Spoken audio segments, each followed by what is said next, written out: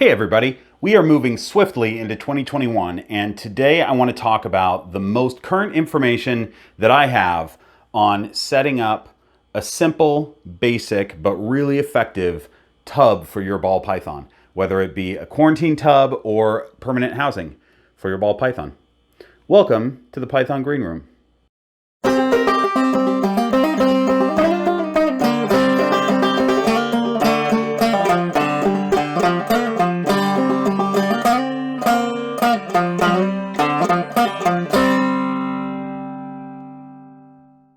I'm Bob Bledsoe, and this is the Python Green Room. This is a channel that's all about the care of ball pythons, the health of ball pythons, keeping them healthy. We're also going to go through some breeding this season. I have a very small group of breeding ball pythons, and so you can follow that journey with me.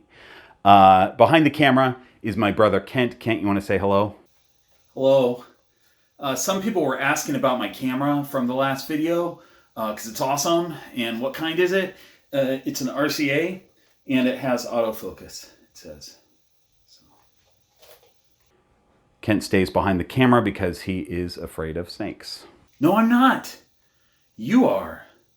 You're afraid of snakes. So this right here is Lucille, and she is a pied, as you may have guessed. She's so delightful. Look at that little smiley face emoji on her back. And she also has some Dalmatian spots, which is a bonus. Dalmatian spots are not genetic. Pied is genetic. That's the white that comes in here. She is otherwise normal. So her head is that of basically a normal ball python. And this little patch, sort of. But the spots are not genetic. But I think they're really cool.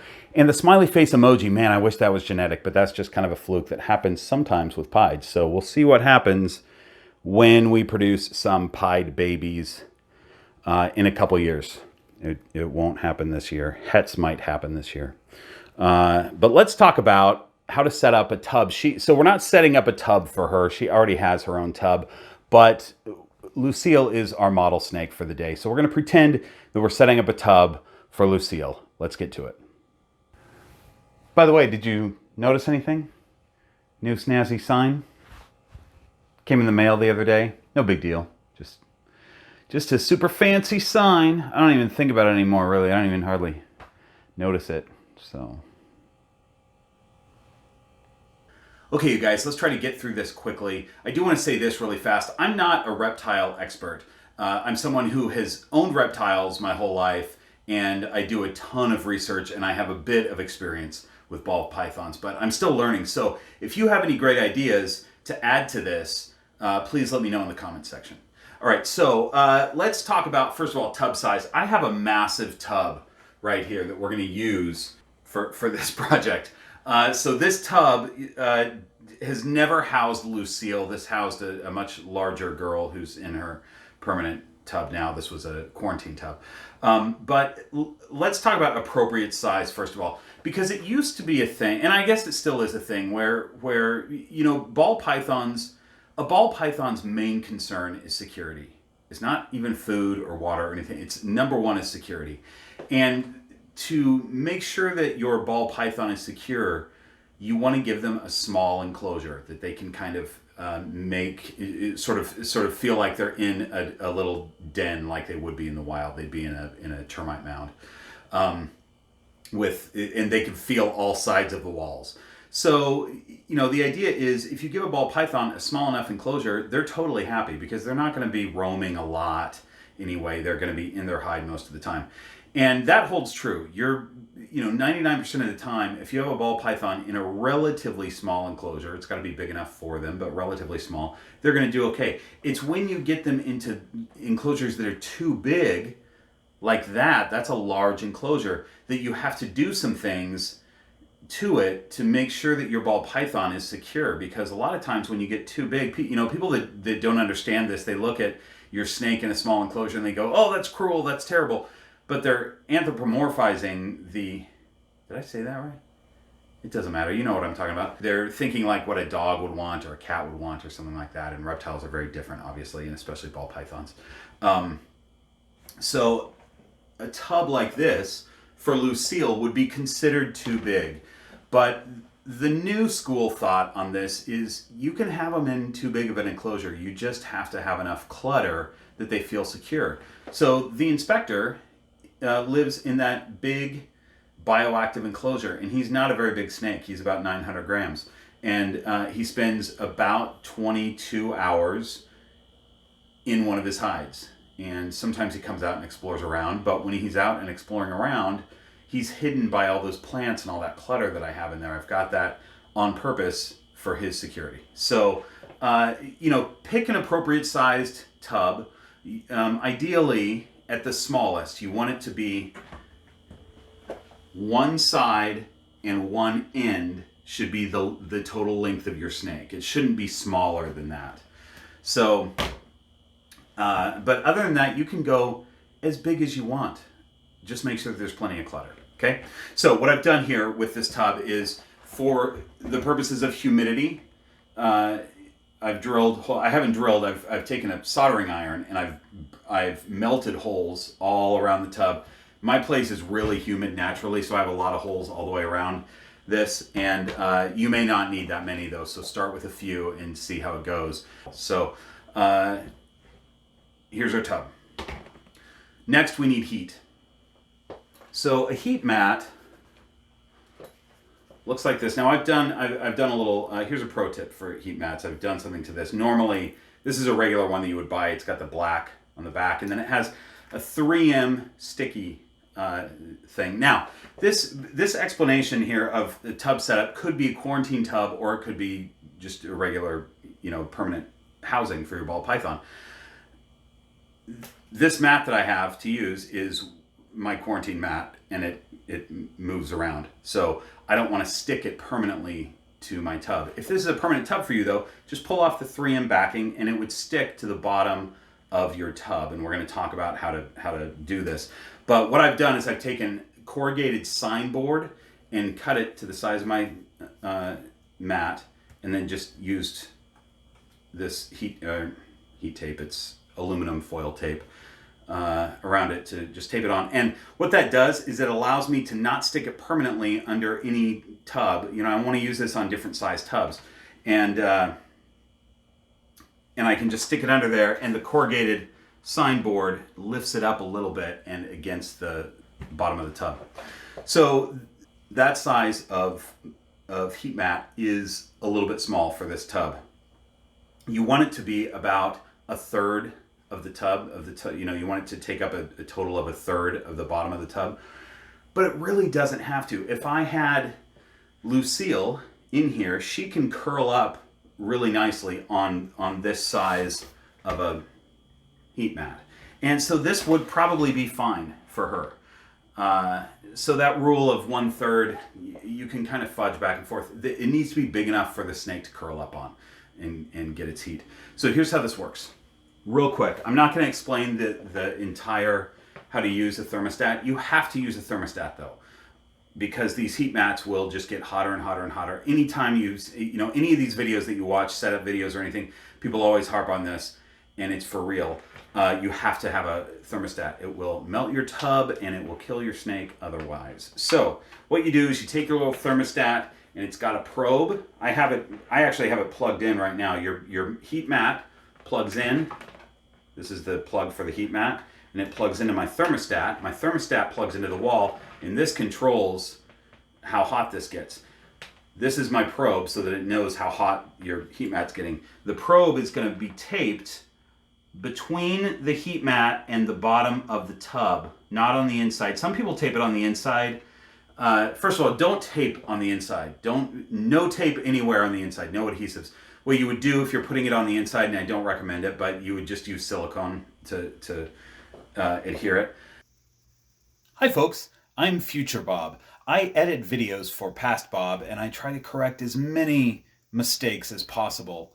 Past Bob oftentimes doesn't finish thoughts, and the important thought here is don't use adhesives in an enclosure because you can get your snake stuck to that adhesive. I learned this the hard way when I was way past Bob in high school. I had a small garter snake, and I had some duct tape in his enclosure, and he found all of it. He found his whole body and face, found all of the duct tape, to the point where a vet had to remove him from it. So that's why no enclosures, no adhesives in the enclosure. Also, in the future, as you may have learned in my first video, we wear really cool hats. So something to look forward to. Just put it underneath the tub, because you're going to do this also. You're going to use a heat gun. This is another thing that oftentimes in these care guides, a heat gun is suggested as an item that might be nice to have. I think at this point, oh, my lights just went out. I have those on a 12-hour timer, and I'm filming in the evening. You know what? I'm going to turn it back on. It just looks better. This heat gun is something that a lot of people in other care guides in the past have said, oh, this is, if you can get your hands on one of these, this is a helpful item, and so you should try to pick one up. These are so cheap and easy to get now. Just order them on Amazon, and they're less than $20. They might be $12. They're cheap. It's a heat gun. You point it at a surface, and it tells you how hot your surface is. Right now, it's 77 because it's not plugged in and on. But this I think is a necessity. If you have reptiles, you have to have a heat gun. You really do. So have your heat gun. What you're going to do is set this heat mat. You're probably, if you want it to be, let's say you want it to be 90 degrees dead on the surface here, so that your snake can sit at 90 degrees. You might have to put your heat mat at 94 or 95 or 96. It depends on the plastic and everything else, but you're going to set your heat mat, and then you're going to set it with you're going to figure out what your actual temp is in the tub with your heat gun. That's important. And while we're talking about that, also digital thermometer, hygrometer. If you've gone to the pet store and you've got a brand new snake, don't use the little stick-on things that they give you at the pet store. They give you these little stick-on analog, dial. It's got a dial. I don't even know what they're called. But first of all, no adhesives in an enclosure, and also these are so much better. This was, I think, a pack of 2 of these. This is Govee brand. I'm not sponsored, but I love them. I have a lot of them, and a pack of 2 is maybe $15 or less. They have ones that are a little bit bigger that show a little more information, but this is all you need.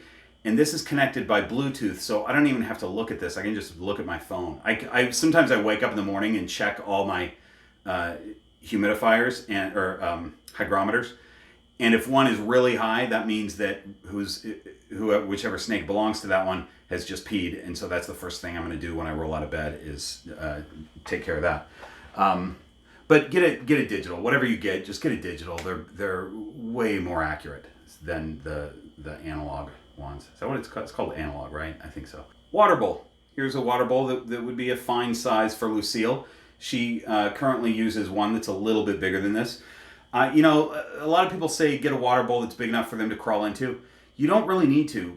Ball pythons don't, as a rule, soak. They will sometimes if they're having a problem, if it's way too hot or if they have mites or something like that. But as a general rule, they're not going to be climbing their whole body into this thing. So, if one of my breeding females wants to cool off a little bit or something, they'll either bull wrap or they could put a part of their body in the water. But you don't need a massive water dish. So this is fine for Lucille. It might be a little bit small for a huge breeding female, but whatever. It's, water dish, something non-porous. Hides.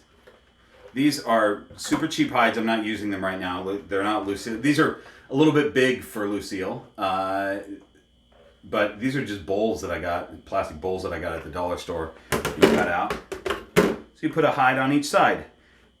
One that's preferably exactly the same, because they will prefer one hide over another if they're shaped differently or whatever.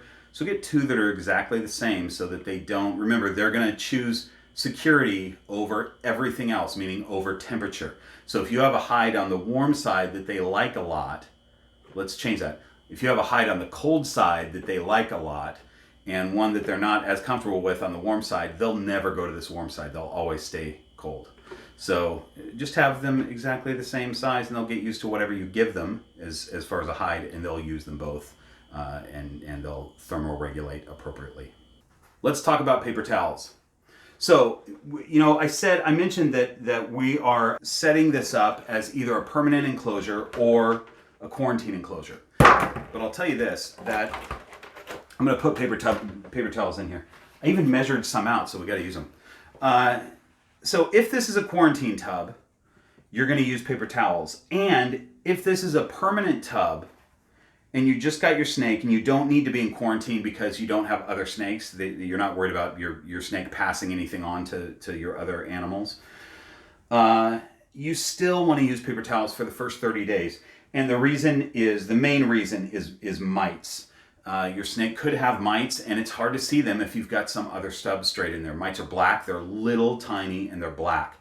And if you have white paper towels, you'll see them very easily if they come off your snake. So you want to give 30 days just to check the health of your snake. Any little thing that's going to happen, they could poop and you can really see that there's something abnormal about the poop.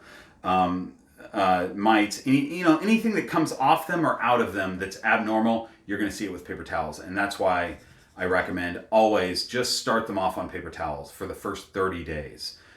Once the 30 days is up, they're out of quarantine or whatever, if you're then going to permanent enclosure, then you'll put in substrate.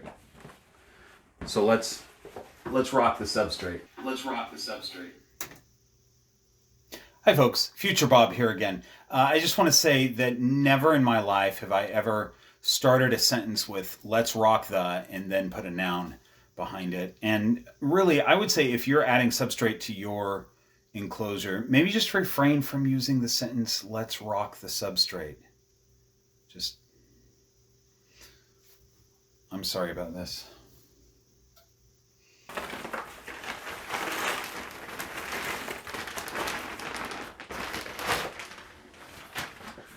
So here's the last of a substrate that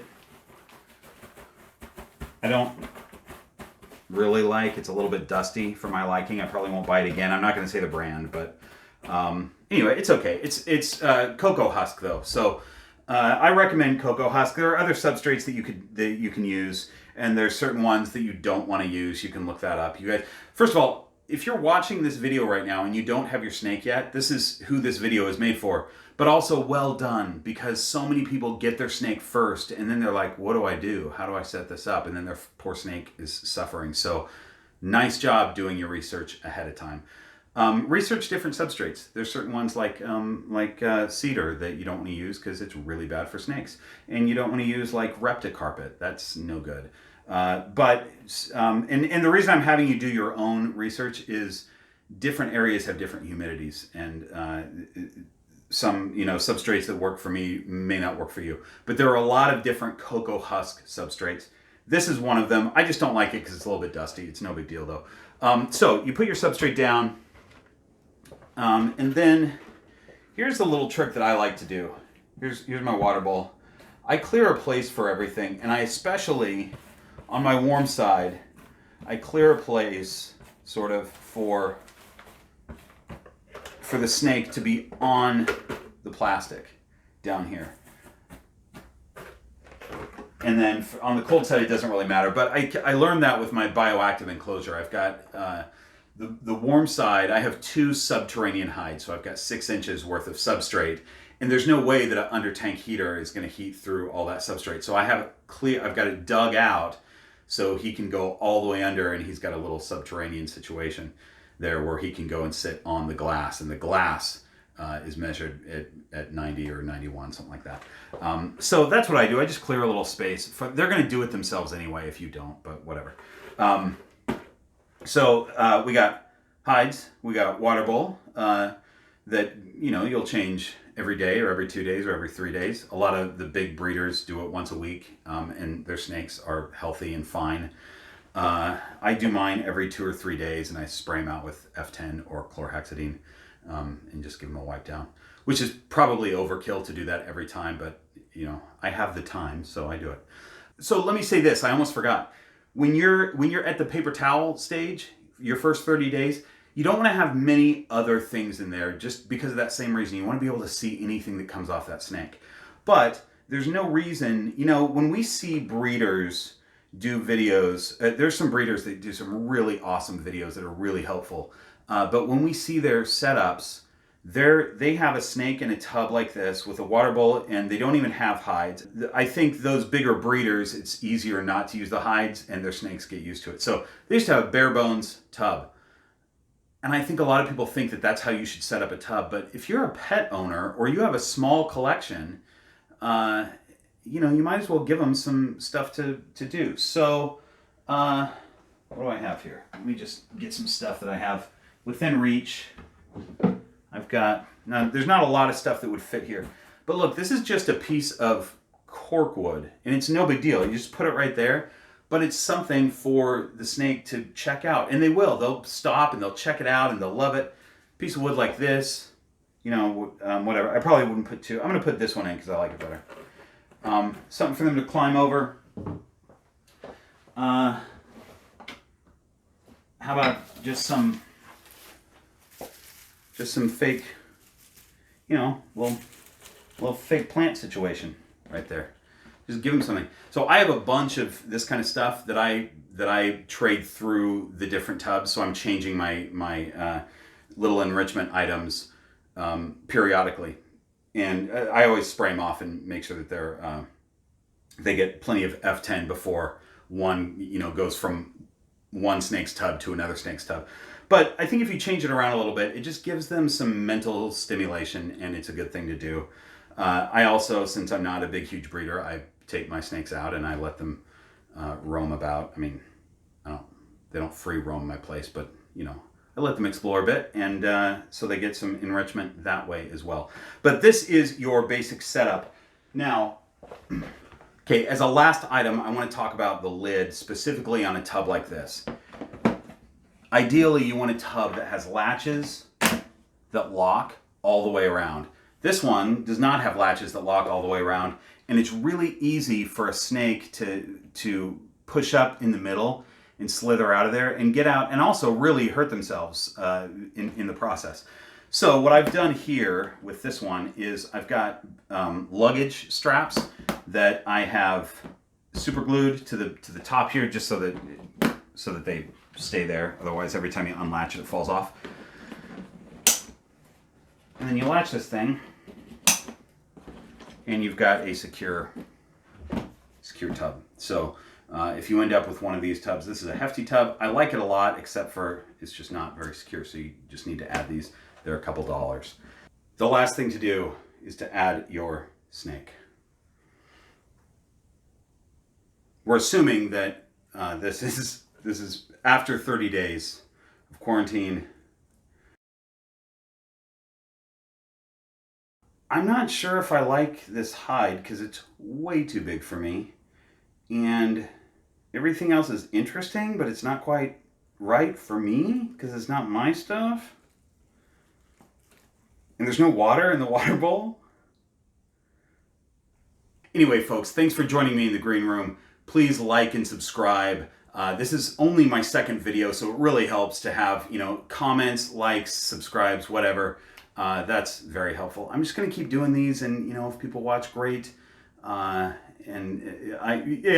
I'm gonna leave it there. If people watch, great.